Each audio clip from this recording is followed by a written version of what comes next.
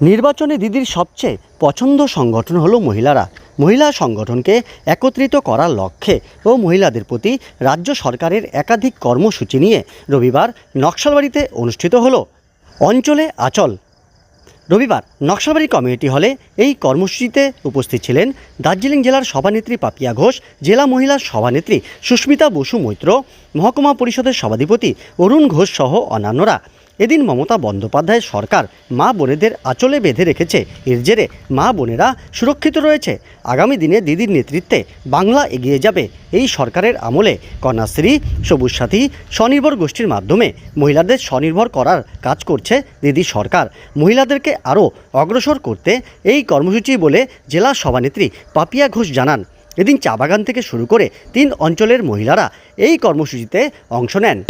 মহিলা প্রধান আছে, আমাদের হাতিগিসার মহিলা প্রধান আছে, আমাদের হাতিগিসার মহিলা উপপ্রধান আছে, আমাদের বিভিন্ন 50% রিজার্ভেশনের মধ্যে আমরা কিন্তু বিশেষ করে গুরুত্ব দিয়েছি মহিলাদের।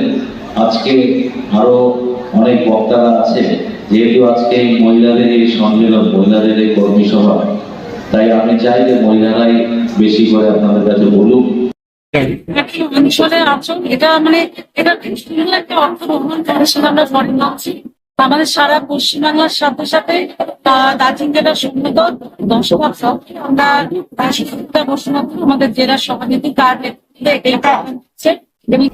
দেখুন, মহিলাদের ভোটকে ঐক্যবদ্ধ করতে আমাদের হয় না। মহিলারা ঐক্যবদ্ধ অলরেডি এবং মহিলারাই ভোট করছে।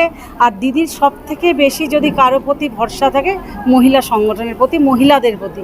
কারণ মহিলারা কিন্তু দিনের পর দিন তাদের, আমি কাউকে ছোট করছি না, সবাই করছে, কিন্তু মহিলারা কোথায় যেন অগ্রণী ভূমিকা গ্রহণ করেছে। এবং চতুর্থবারও আমাদের দৃঢ় বিশ্বাস এই মহিলাদের হাত ধরেই দিদি আবার মুখ্যমন্ত্রী হবেন।